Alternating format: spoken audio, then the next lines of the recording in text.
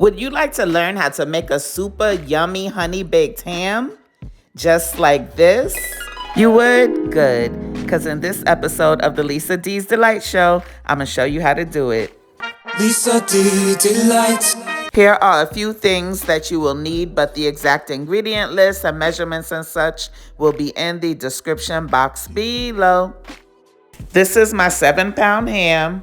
I like to use the shank portion because the bone in it gives more flavor to the meat. But if you have to use the ham butt, that will also work. We're going to start off by scoring the ham all over. The reason that I like to cut slits all over the ham is because we're going to make a yummy seasoning syrup, and I need that syrup to go all up in all the nooks and the crannies of the ham so it could be nice and flavorful. So I've sliced the ham vertically, and now I'm going to slice it horizontally. But you don't want to make the slits too deep because then the ham would just fall apart. So you just want to slice about a 1/2 inch in, just like so. I would suggest baking your ham in a roasting pan that has a wire rack, something like this. That way the ham isn't sitting in its juices. Now let's add a few orange slices to the bottom of the pan, as well as some orange juice. This is going to give the ham a nice, flavorful, moist environment to bake in so it won't dry out. And I'm going to add some cloves as well. And don't skip the cloves. That's one of the main ingredients for ham. Now to a pan on medium heat, add some butter and some brown sugar and some honey. This next ingredient is optional because you grown, but add you a little ginger paste and you can thank me later. Also add some allspice, a little nutmeg, and some cinnamon toast crunch seasoning, or just use regular cinnamon.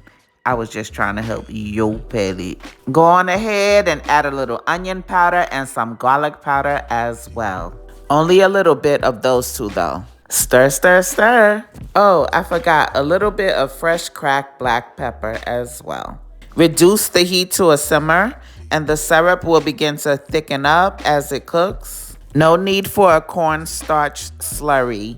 Let it simmer and it will thicken. Okay.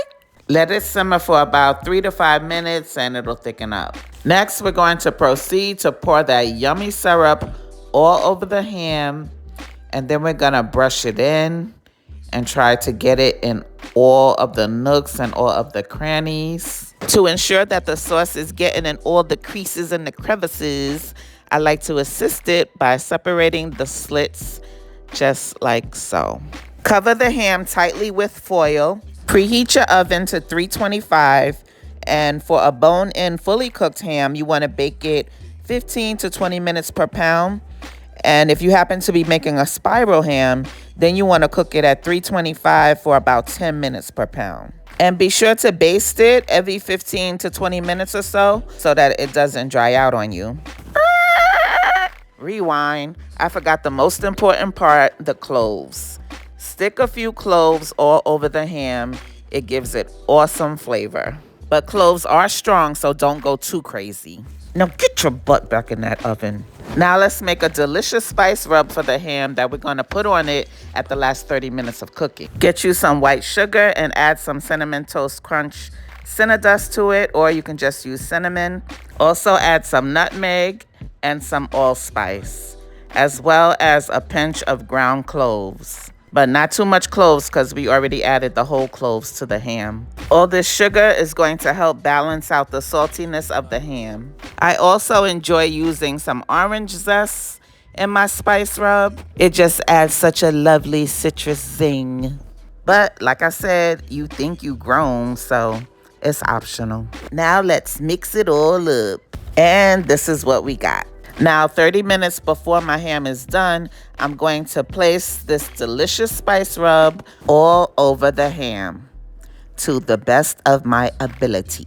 All this sugar is going to caramelize while it's cooking and give us a delicious end product. You like pineapples? Stop lying. Yes, you do. Put you some pineapples and some cherries on the ham and fasten them up with some toothpicks so they don't fall off. So just place the pineapples and the cherries all over the ham. Check her out. She thinks she's cute. And eels. So I increased the temp to 400 on my oven, and I'm gonna put her back in and let her cook for the remaining 30 minutes. And I'm gonna baste her 2 times with the juices at the bottom of the pan. Lisa D Delight. Somebody call the Food Network and tell them they need to snatch this girl up off of YouTube because she's an absolute beast in the kitchen. And she's modest too. Honey Baked Ham Store, who? Y'all already know this ham was off the chain.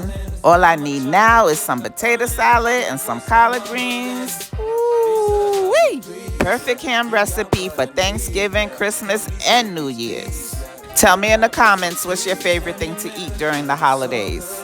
This is definitely one of mine.